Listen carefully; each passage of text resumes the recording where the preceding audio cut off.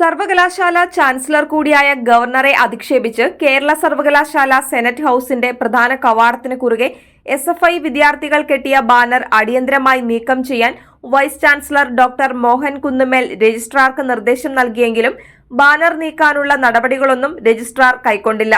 ചില സിൻഡിക്കേറ്റ് അംഗങ്ങളും വിദ്യാർത്ഥി സംഘടനയും എതിർപ്പ് പ്രകടിപ്പിച്ചതുകൊണ്ടാണ് ബാനർ അഴിച്ചുമാറ്റാൻ രജിസ്ട്രാർ നടപടി കൈക്കൊള്ളാത്തതെന്ന് അറിയുന്നു.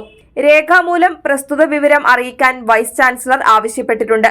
ബാനർ നീക്കം ചെയ്യുവാൻ സെക്യൂരിറ്റി ഉദ്യോഗസ്ഥരെയും ആവശ്യമെങ്കിൽ പോലീസിനെയും അറിയിക്കേണ്ട ചുമതല രജിസ്ട്രാർക്കാണ്. എല്ലാ കോളേജ് കവാടത്തിന് മുന്നിലും ഗവർണർക്കെതിരായ ബാനർ കെട്ടുവാനുള്ള SFIയുടെ ആഹ്വാനമനുസരിച്ചാണ് SFI പ്രവർത്തകർ യൂണിവേഴ്സിറ്റി ക്യാമ്പസിന്റെ പ്രധാന കവാടത്തിന് കുറുകെ ബാനർ കെട്ടിയത്.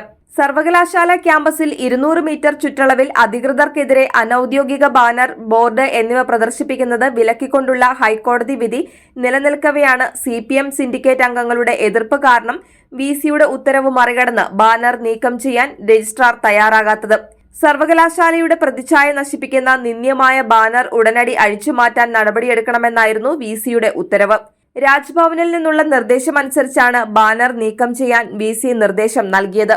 രജിസ്ട്രാറുടെ നിലപാട് വൈസ് ചാൻസലർ രാജ്ഭവനെ അറിയിക്കുമെന്നാണ് സൂചന.